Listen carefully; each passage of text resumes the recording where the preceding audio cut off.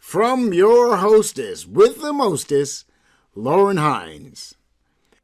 This is I Did It My Way, the podcast that brings you into the story of leading entrepreneurs and tastemakers.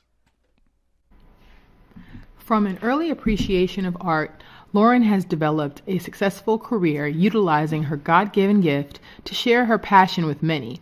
As a young bride, Lauren took on several DIY projects and blogged tutorials along the way.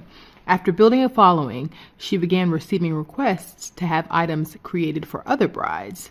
She soon decided to open her first online shop. Although this started as a hobby in the beginning years, she reached a point when she realized her potential and Ten23 Designs was born. Thus began her path to creating her empire. Once she connected with her brand identity, she knew she wanted to produce unique elements for her custom event decor clients. Allowing her creativity to lead her, Lauren has set a standard in custom event decor. Lauren's work has been recognized in print publications such as Munaluchi Bride, the Celebration Society, formerly known as Occasions, O Brides Magazine, Women's Day, and other industry magazines, as well as online publications including Hostess with the Mostest, Essence, People, Style Me Pretty, the Disney Blog, and countless others, having now been published well over 300 times.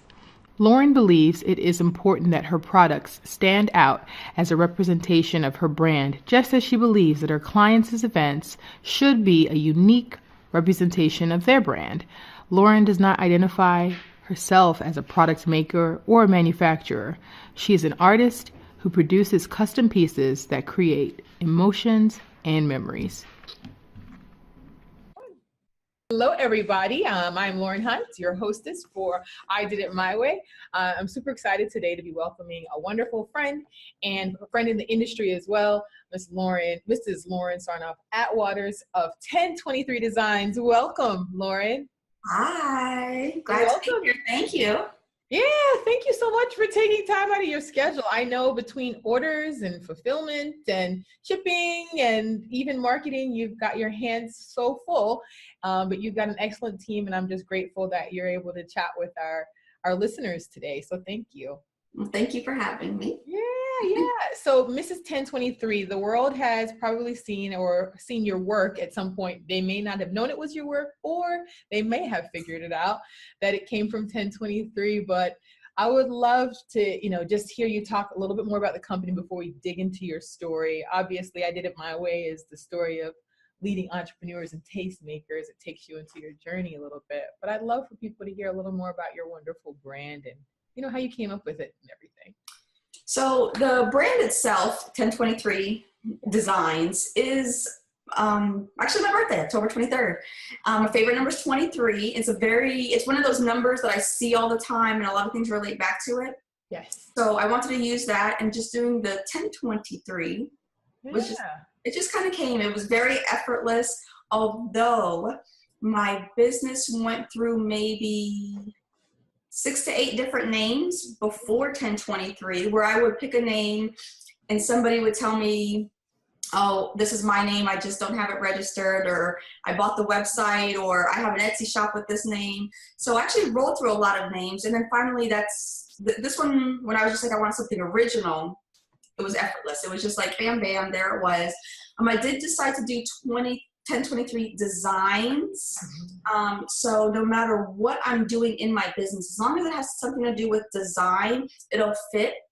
And my business actually went through a lot of transitions where I used to do invitations. I used to do hand-painted aisle runners.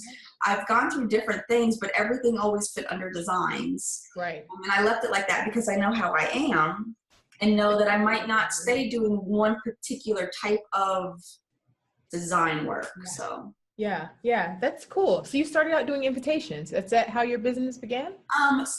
Business actually began for my own wedding. When I got married, I did my own invitations, table numbers, my aisle runner, my card box, different decor, hand painted, so many like different little things. Yeah. It was definitely like a cutesy crafty DIY wedding. I'm sure it was nice though. I mean, I've seen some DIY crafty weddings online, you know, and they're nowhere near to what you would design them to be. I'm sure there was a journey, but you know. It was an adventure. And back then I was actually a blogger.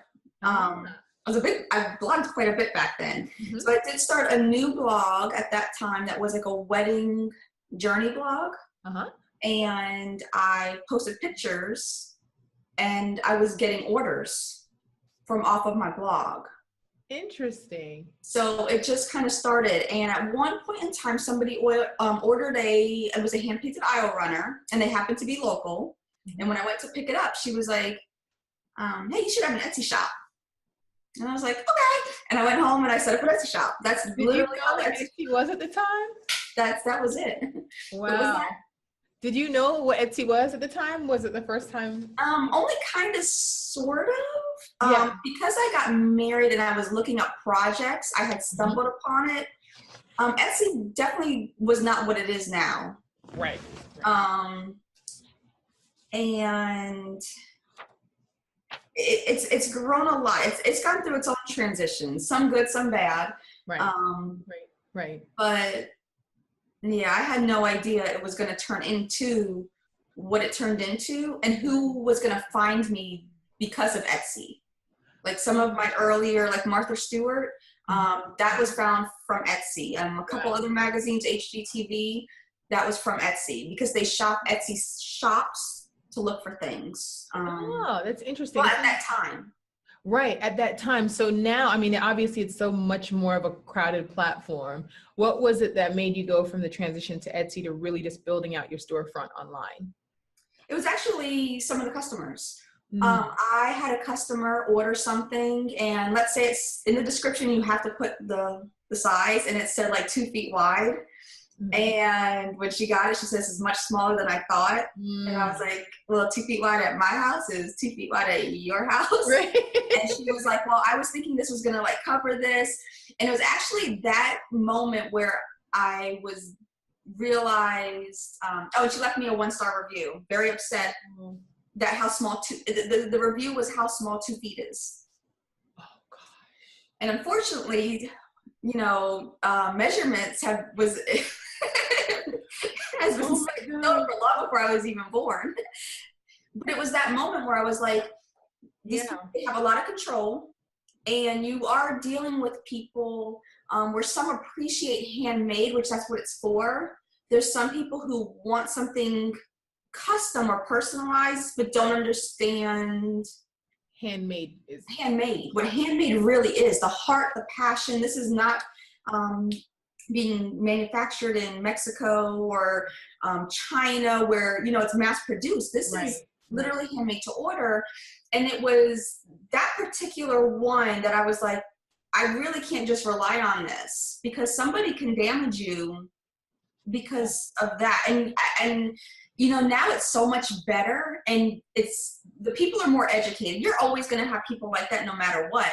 But back then, when it was a little newer, I don't think the consumers necessarily got just how precious and how special Etsy really is. Because Etsy, it's its own community of creative people who some have full-time jobs, some don't. Like, it's such an important thing. But back then, it was just like a shopping site. Right. So it was that moment that pushed me out to do that. But so I'm glad it happened. Right. Yeah. But I love Etsy, you know, for the most part anyway. So I went right back. Yeah. How did you handle that? Because I've heard you talk, we were at a couple planners conferences, the Planners Suite together. And I heard you actually do a talk on that, combating the negative. And that's something that people deal with a lot, you know, especially as you're talking about these platforms that you don't necessarily have control over unless you're paying them a full lot or at a premium point monthly to be able to adjust those. How do you combat an organic negative review to get it either favorable, or what do you do in that process? How much time, space, and mind space do you give it, you know, and how do you I used to give it way too much mind space. I will say that. I used to let these things bother me, hurt my feelings. I've put my, like, even Etsy shop on vacation mode before, because I was so upset about a review or something somebody said. that's out of my control. For me, things that are in my control, if I make an error, I'm 100% okay with, because I can apologize for my error. I can fix an error, because errors are human. You know, Right. It's natural. If you're working with the right clients that are for you, you can work through those type of things. But the things that, you know, you see people get upset about that have no control, whether it be to me, or even I've seen planners get slammed for things that are so far out of their control. And it's hard not to give it any mind space, because again, we're human, and it's your craft. It's something that you've put your heart and your soul into. Right. It's very hard sometimes to separate that, because it's who your work is. A lot of times, as yourself, you're an artist. It's an essence of who you are. Yeah. Right. Yeah. So for me, although I tell myself don't give it any mind space, that's going to happen, but I know that, but I control it. So I know it's going to happen. I make ways for that. But my biggest thing is trying to make sure that I learn and get better from every single one. So I have this thing, and this is anything in my life, get better or get better. Like every single thing that happens in your life, you can pick one or the other. So even if it's things that are out of my control, I can still figure out a way to make it better. Or if it's really like 2 feet, you know, this 2 feet is too small, but like literally, like I don't even know if that came from Europe. Measurement, measurement, right? Like, right, yeah. But those type of you things, can laugh about it now, you know, that's good. Yeah. But I can tell you, I cried about it when that happened.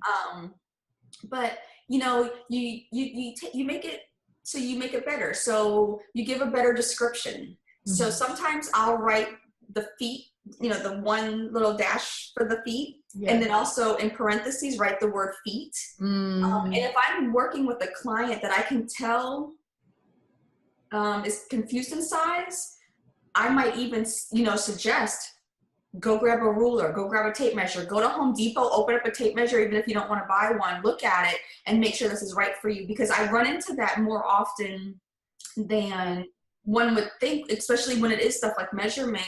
It's not a normal, like they learn measurement, what, in 2nd or 3rd grade. And if you think about it, you don't really deal with measurement for the rest of your life unless you happen to be in an industry that calls for it. No, you're so right. We take that for granted. Yeah, you're so right. Like we take that for granted in the events industry, but most people are not thinking about measurement. Right. And I have planners who email me and they're like, I need a decal like the size of a tall Starbucks cup. The first time I got that, I promise you, I never even had Starbucks in my life at that time.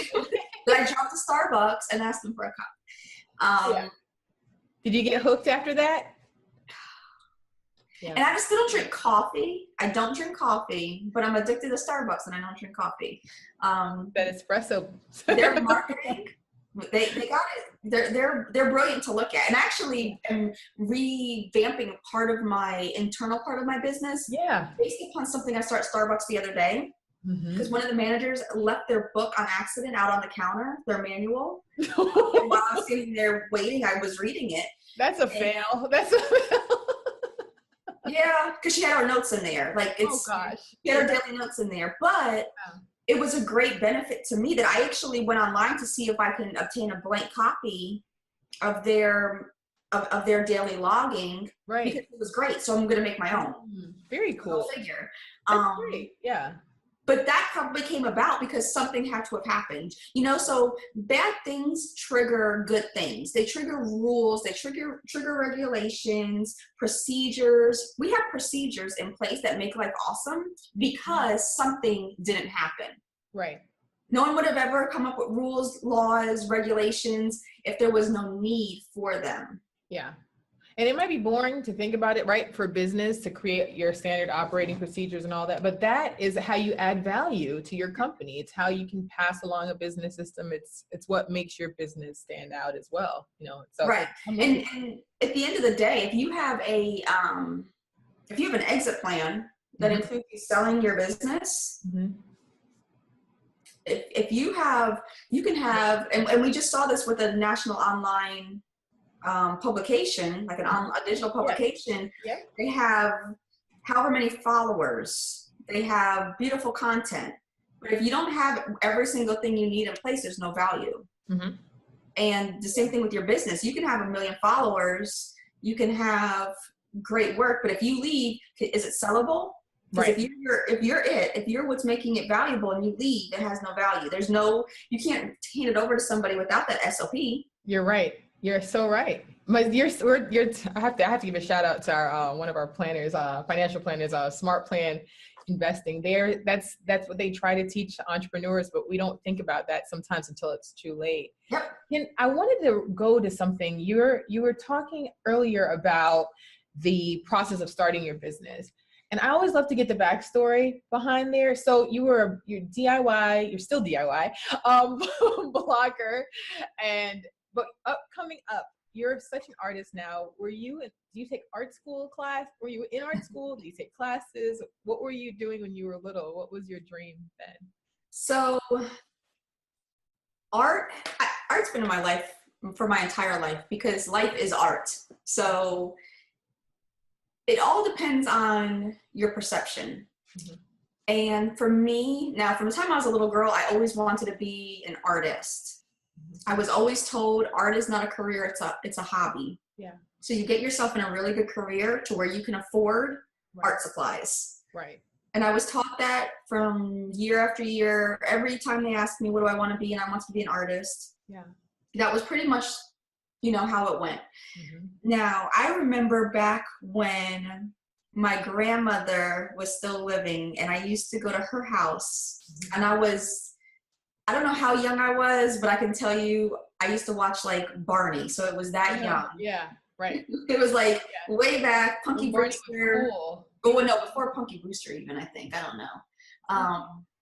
But way back when, so I was like, we're talking little girl. But I used to, she didn't have toys at her house at all. And I used to go to her house almost every day. But she used to knit and crochet. And she had this box of buttons that she has collected forever. She lived in New York, so a lot of them were like straight out of like, what is it, Woolworths and Oh yeah. just Throwback. Goodness. awesome buttons. Yes. Like I have buttons that are still on the package from from the companies that she didn't take them off the little white thing. Right. Yeah, I know what you're talking about. Yeah. So I used to play with those, and I would make mosaics, big giant mosaics on the ground. Yeah. Using all the different colors. And one day I'll show you this picture that I have. So when she passed and I inherited the button box, I made a mosaic that I did like Mod Podge and actually glued it to canvas. Wow. So you have a full button. Kind of cool. But so I mean, just from forever. And I always I'm very visual, so I see everything in design. I think out everything in pictures in my head. Like we had that conversation about instructions. Yeah. You see a bunch of words. I'm going to have that there. I'm going to have like a slideshow of sorts with instructions too. Yes. New procedure. Yeah. And I've just always been like that. I'm a very visual learner. Yeah. Even in school, when I had trouble in school with certain things, when it came to when teachers realized, okay, give it to me visually, and I'm there, I excelled very well. So I've just always had that, the love, the appreciation. I still dream of one day sleeping on the floor in a museum and just feeling art around you and knowing like some of this art was made like so long ago. It's mind blowing. Like people go in an art museum and they're like, oh, this is boring. But it's more than just the fact that, okay, it's a lady like draped over and there's grapes. Like think about how long ago this was painted and the tools that they had available to them. Right. And they created this with way less than what we have now. Yeah. Like, what's your favorite painting? Oh, Starry Nights. Starry Nights. Oh my gosh. Matter of fact. It's abstract. Is that Van Gogh? Yes. He's such an amazing person. His creativity and where his mind was, and to know. So he suffered from depression and had mental issues going on. Yeah. And among true creatives, that's actually very common, which a lot of people don't know that, or they hide it. Yeah. But it's a very common thing because we think very differently. Mm-hmm. And to me, having someone like him to look up to, that you can have those days and find the beauty in them, because that's what Starry Nights was. That was painted out of the window of, you know, at that moment. Like, that's what he's going through. And to me, that is that's such an important, it's not just that I think it's beautiful and there's so much to do with it. It's the meaning behind it and how that happened, because I have those days. Mm-hmm. And to be able to look, I connect with it so much. Yeah. Goodness gracious. I don't know why I thought of that. When you talked about Starry Nights, my mind went to I Know Why the Caged Bird Sings by Maya Angelou, because to be in your cage or in your mental box, or having grown in the process of trying to grow through the challenge, you can still sing, you can still paint, you can still be beautiful and do beautiful things. And even if it doesn't get the immediate attention of the world, it doesn't matter, because you were able to express that, and it was your therapy, you know. And then later, people will catch on later, and it's okay if they don't, because you were able to grow through that with the way it's expressed. True art, actual, I mean, art is defined in many different ways, and art in our society is kind of like, part of the art system is actually really screwed up, and how art works in our society, because art in our society is dictated by wealthy people who decide the value of a piece of art. Yes. But what art is to the artist and to us, it's an outlet. It's another day of living in some cases. It's being able to take out an emotion on a canvas or on a bottle or on a street or wherever you may have taken it out, because it was stuck in you and you don't necessarily have what somebody who is either verbal or, you know, this can take it out. Like that art's like, every time you look at a piece of like actual like art, not like commissioned pieces are a little different, but if you look at it and realize like, I'm looking at something that may have saved a person's life. Like somebody may have not done something drastic in their life. And not to say everybody's dark, but art is very expressive. It's very personal. It's very emotional. Some of the greatest pieces of art have never been seen. That's true. Any of my deep paint, like nothing has ever been seen, not even by my husband. It's me getting out something inside of me, and it's even comes with joy. You know, it's different. It's all different types of emotion. It's not just the dark, but some of the greatest pieces just happen to be painted by people who were dealing with things. Yeah. And I love that. I think that's an amazing, you know, that's how society was back then. It was pretty awesome. How do you translate that? Because being an artist and then also taking on, what you do is a lot of custom work. You do a lot of requests that people have, but somehow letting your outlet still be there. How do you balance that? It's very different. It's 100% is two different things. I'm very grateful for having 1023 Designs to allow me to be creative in general, because I have to be. Like it kills me inside not to do something creative. And that's even in cooking, or it's anything. Like using your brain to create something, to me is life. Like that's my fuel. Yes. So doing, you know, the majority of my work is commissioned work. They kind of, I want this, I want this, I want that. I make it. Where it's just a blessing on a blessing would be my clients that trust the creative. Yeah. And they might tell me the theme, or the type of party, the date, the budget, and just let me do. Yeah. And I have several of those clients that know how I am, know that they're not going to be let down. Right. And even though I only do like that many, and it's not like I do that with all my clients, because the majority of them are not necessarily like that. But even having those really do, it makes this fun. Like I enjoy this. So I don't mind doing the repetitive stuff over and over and over again, because I know at the end of the month I'm going to do this. Yes. Yeah. And repetitive stuff also, like we're talking about SOPs, I can make a procedure on how to do it, and I can always have somebody else do it if I don't want to do it, since I really need to do new things. Yeah. So I did create a system for myself, knowing myself, that allows me to do that. And that's going back to where I have Ten23 Designs as my umbrella, because if I really want to start doing oil paintings, Ten23 Designs is going to start probably doing oil paintings, or it's going to be a company under that umbrella. Because if that's what I need, that's what I'm going to do. Yeah, right. It's how you're going to have sustainability in the industry, right? You can't do something for long if you don't love it. Now, let me ask you, you're such a creative, you're a strong creative, but you have processes, you have systems. How, look at the face. You know the question, right? In a world of being a creative, or being the creative yourself, or talking to creatives, how do you buckle down long enough to just create some systems? So as much as I do try to put systems and whatnot in place, mine blow compared to how they should be. Bottom line. Thank you for being honest. Yeah. Bottom line, even compared to some, I may have like, wow, you have an order of operation for certain things, and it blows. It should be so much more detailed. It should be followed better. You know, I could say all these different things about it.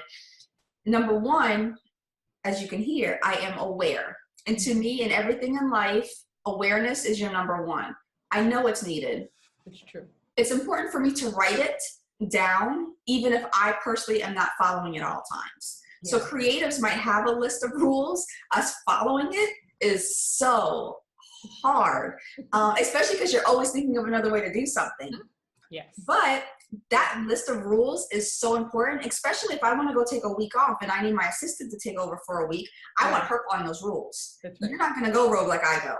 I can go rogue. You can't go rogue. Right. So, when you take that type of stuff into consideration of how important they are, right. I'm not going to always follow them. Yeah. But they are the rules nonetheless. Right. Like, and just knowing that to me is so important. Now, I do think, just like if you're hiring me, I'm your creative. You're hiring me because you don't do what I do. And then you're going to trust me to do what I do. In that same way, there are people who specialize in doing, setting up procedures for companies, and who understand creatives and do it for creatives. Yes. Bless them. They're wonderful. Milton, yes. Trust her. Like, yeah. That's what she does. She knows what she's doing.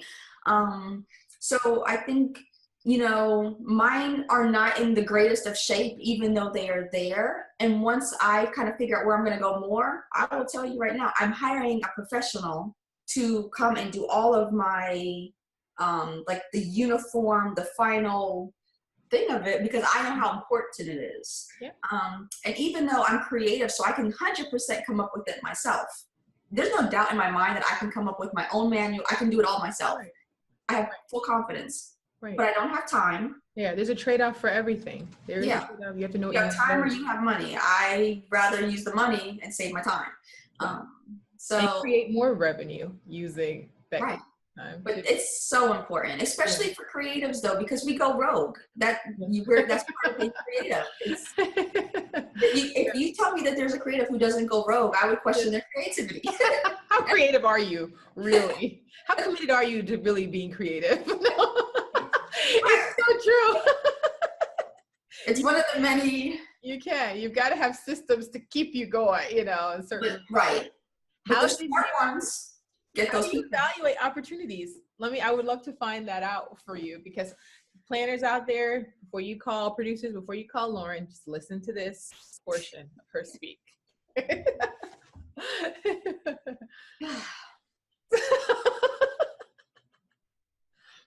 You know, when it comes to the value in any opportunity, it's in the eyes of the beholder. I don't feel like there's any true way to place value on it, because you might have something where I know I'm not getting a single thing back out of it. There's no tangible value. There's nothing. But let's say it was something that to this person, it's everything to them. Mm-hmm. It's their whole life. Right. And they really, not to say that they can't do it without you, but they really need you. Mm-hmm. It has a different type of value because, you know, if you're blessed with the opportunity to live your dream, mm-hmm. you really should understand the value of blessing somebody else to live their dream. That's true. And it kind of throws the word value out the window. Yeah, that's good. It's hard too because with what I do, I get so many inquiries for opportunities. Yeah. And it's hard. Like, how do you say no? How do you say like yes to the SPCA who's doing a fundraiser, but you have to say no to the Boys and Girls Club, Pets versus Humans, because this one you can technically squeeze in, this one you can't. And then it's like, if you really get technical with the word value, it's like, well, are you evaluating animals before humans? Well, absolutely not.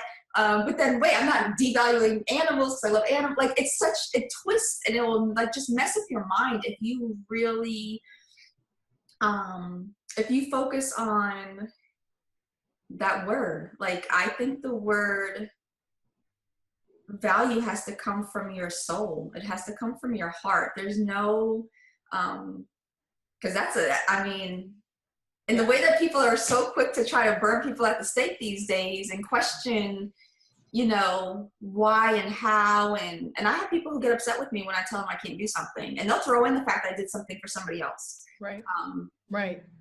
Like, that still blows my mind because it's so petty, but it doesn't matter. That's our society right now.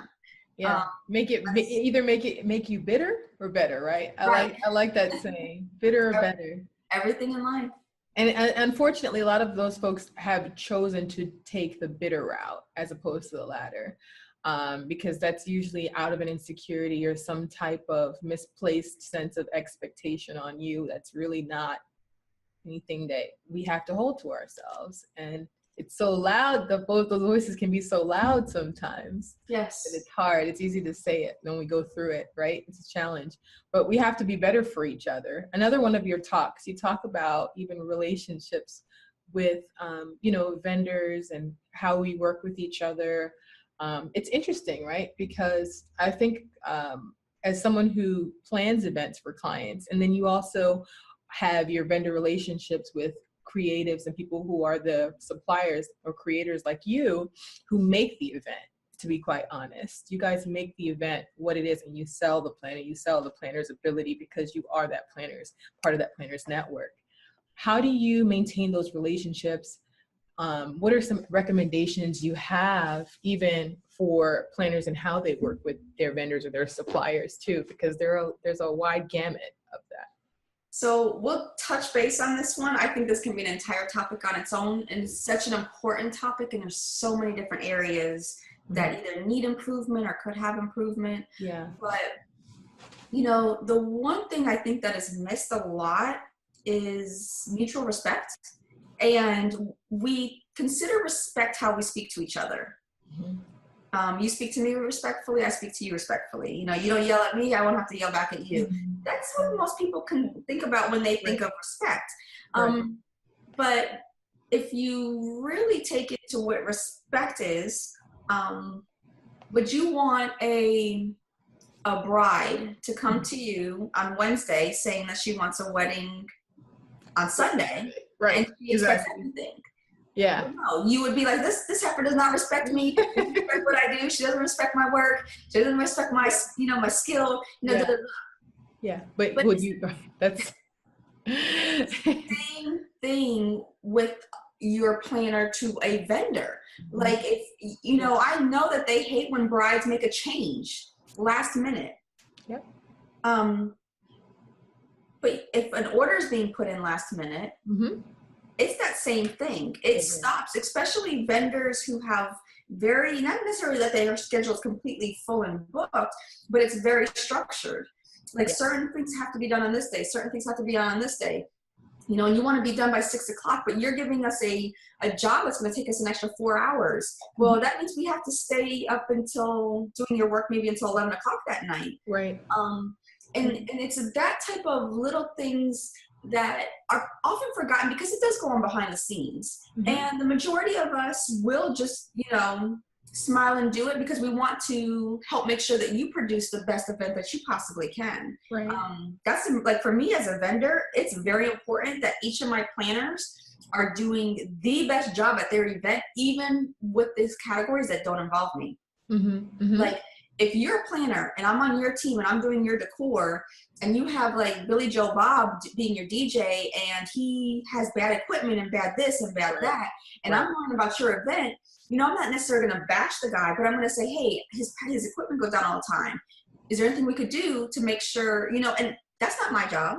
I'm not even at the event the day of, but if I know that, I want to like, hey, can maybe, if I know somebody with other equipment, can we help this person? You know, it's those type of things that should be going through every vendor's mind. I don't like that saying, well, I use it a lot. I think it's funny. You have to be careful of how you use it. So one of my favorite sayings is, not my circus, not my monkeys. Not my circus, not my monkey. I heard that a long time ago. Okay. And, I don't remember be careful what you say. And I see it every blue moon at the perfect time. And it's basically like, let's say you're setting up an event, and your chair people are putting all the chairs in the wrong place, or they're putting the pads on wrong, let's say, right? Yep. Right. And I'm there as the florist, and I'm setting up my flowers, and I'm like, oh, they're screwing that up again, or they're screwing that up. And I'm like, oh, but you know what? Not my circus, not my monkeys. I'm not worrying about it. I'm going to finish my florals.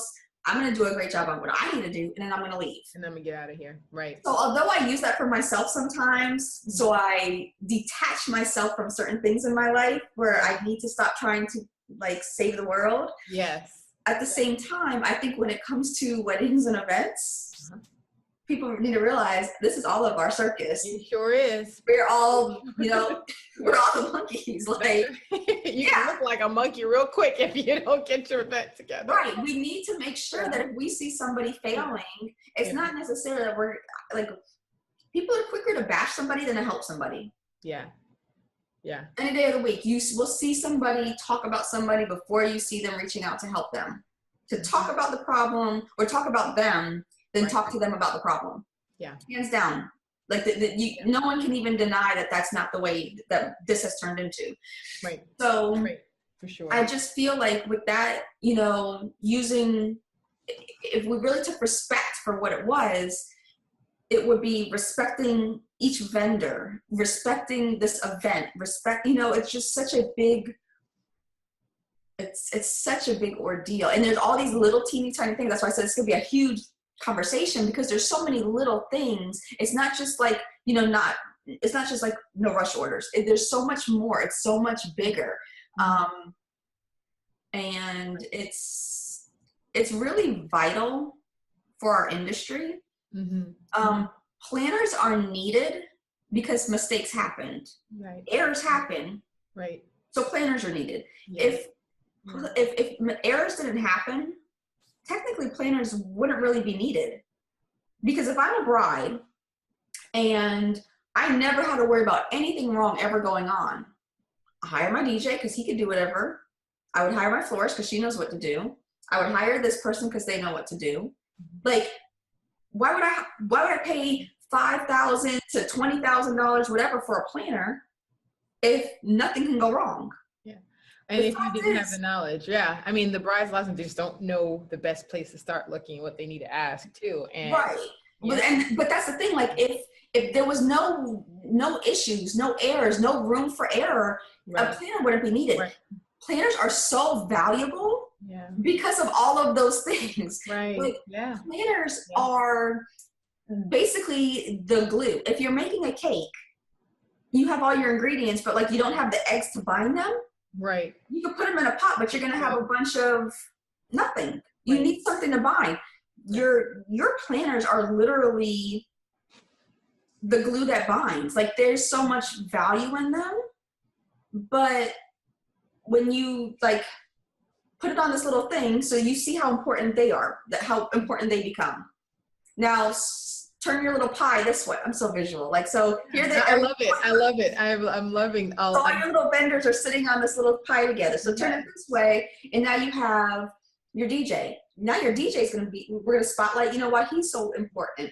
Right. He's very important, entertainment, and I don't know everything a DJ, some DJs do a whole lot more than others, you know, but then you turn it again and then you have this person, and suddenly all these people that you can spotlight on how valuable they are, you see how valuable all of them are. Like, it kills me when I see stuff where people cut out another vendor because they're like, I can do it myself. Now, some of them actually can do it themselves, but some of them are playing Russian roulette with somebody's event. Absolutely. To do it themselves, when really everyone technically is very important. And it's opened up a lot of doors for you too, Lauren, because I've got to bring this up because you've started out talking about this passion that you're asked, how are you going to even make a living doing that? And then what you do it so well, people notice that they start getting that, you get that attention, and then they make referrals. And then you start getting into some of these high net worth individuals who are calling on you to do big events for them, and even celebrity clients. So how has that changed the face of your business? I will say this, some of my biggest and OMG moments, clients and whatnot, are ones that no one will ever see, know about, or anything. One of my ongoing clients that is just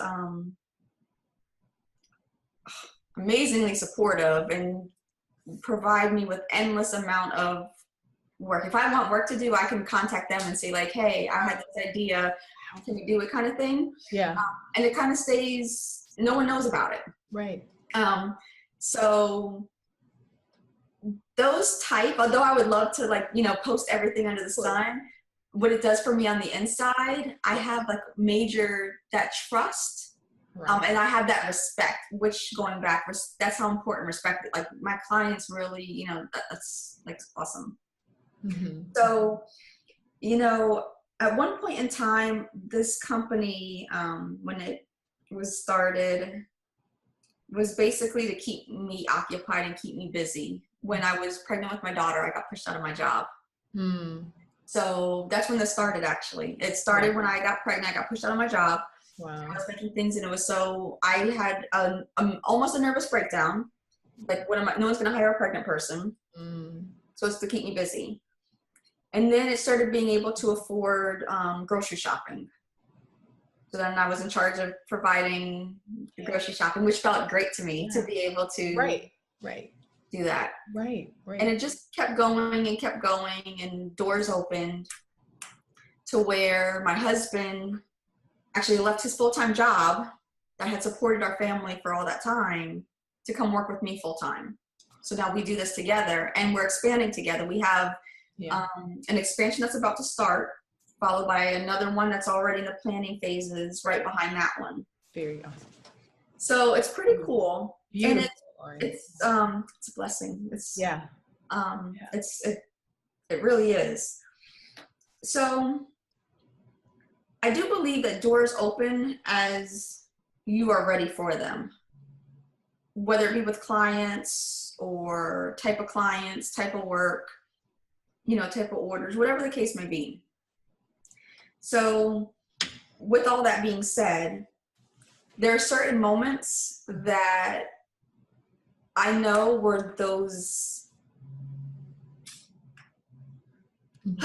like, there's no words I can use to even express those moments. The first one was from LEB events. This was so long ago. It was so long ago. So I could tell you exactly where I was. I was in the barber shop with my son getting his hair cut. Wow. My daughter, I believe, was in a infant carrier at the time. And she called, and first of all, I don't even know how she got my number. It was like surreal to me, because I wasn't really I was doing wedding stuff, but not what I'm doing now. Right. And I get a phone call, I'm like, hello? And she said, hi, this is Eliana from LEB Events. I don't know who I am, but I'm the book editor in Atlanta. And I'm just like, know who she is. Right. And Ellie was not who Ellie is now by any means, which is so awesome. It's just, it's really cool that I saw her when she wasn't doing anything like what she's doing now. I worked with her before all of that.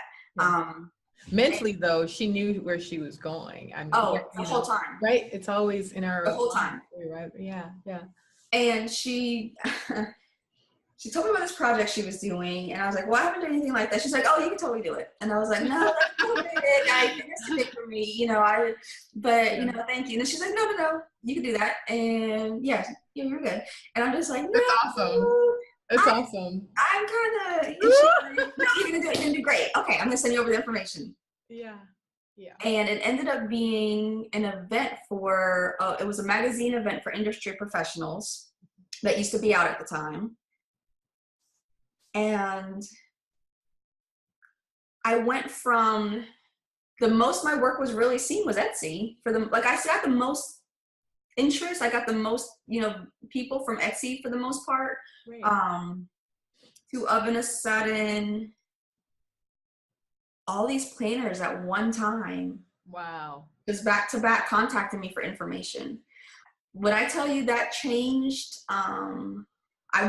you literally, it was like Super Mario. He, hits the block, the little the mushroom comes and falls off. He grabs the mushroom and goes, right. That's literally what took place. Awesome. Yeah.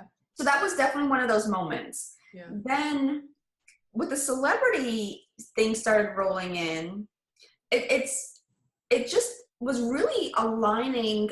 I made sure I aligned with good people. And of course, some people aren't good people.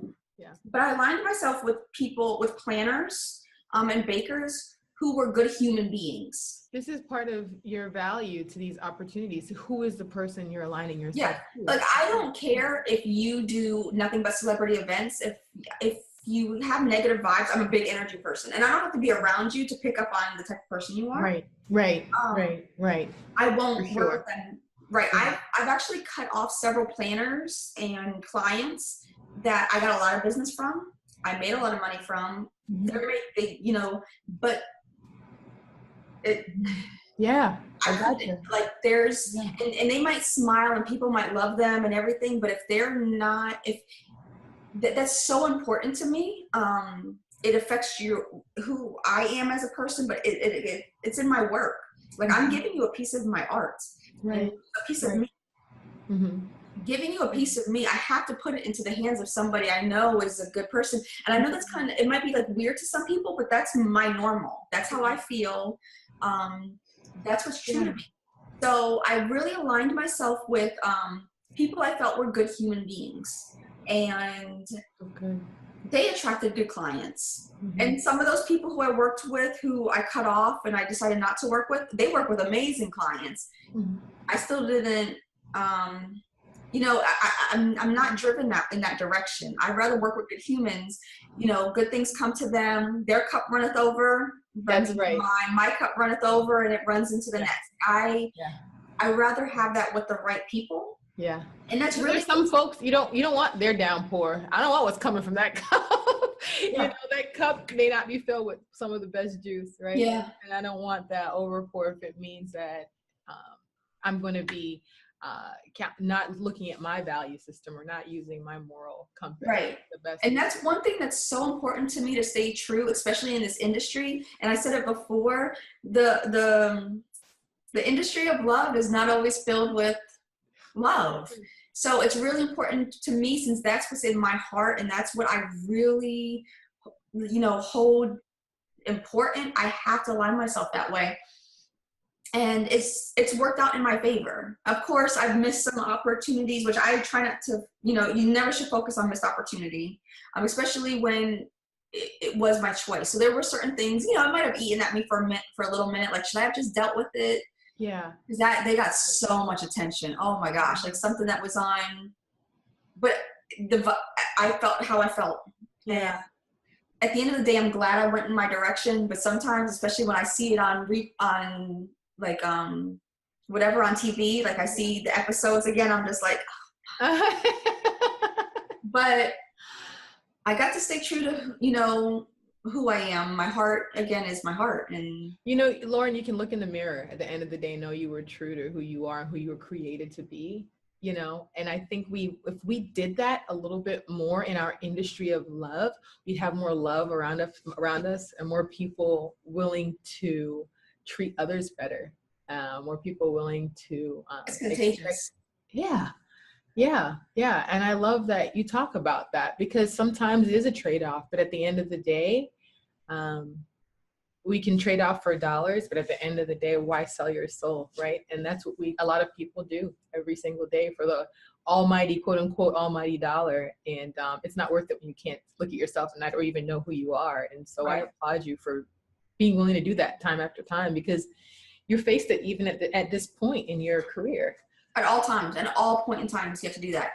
Well, Lauren, thank you again for just spending the time and sharing your heart and your wisdom and your awesomeness with us. I want to applaud you for being such a wonderful mom, entrepreneur, wife, and daughter of God, keeping everything beautifully in line. And I know it's a balancing act in our lives, but as long as we're balancing the right things, it's all good. And so thank you very much for spending your time, and giving and pouring out so much with us today. And I look forward to chatting with you again really, really soon. Thank you. Likewise. Yeah. Thanks, Lauren. Alrighty. Thank you all, everyone, for joining us for this episode of I Did It My Way, the podcast that brings you into the journey of leading entrepreneurs and tastemakers. And thanks again. I'm Lauren Hines, and we hope you have a good time interacting with Ten23 online. And if you have any questions, feel free to reach out to us. We're only a quick step away, anywhere at AtlantaWEP.com or info@AtlantaWEP.com. Thanks so much. Bye, Lauren. Thank you for being a part of the magic with I Did It My Way. Visit us at www.AtlantaWEP.com.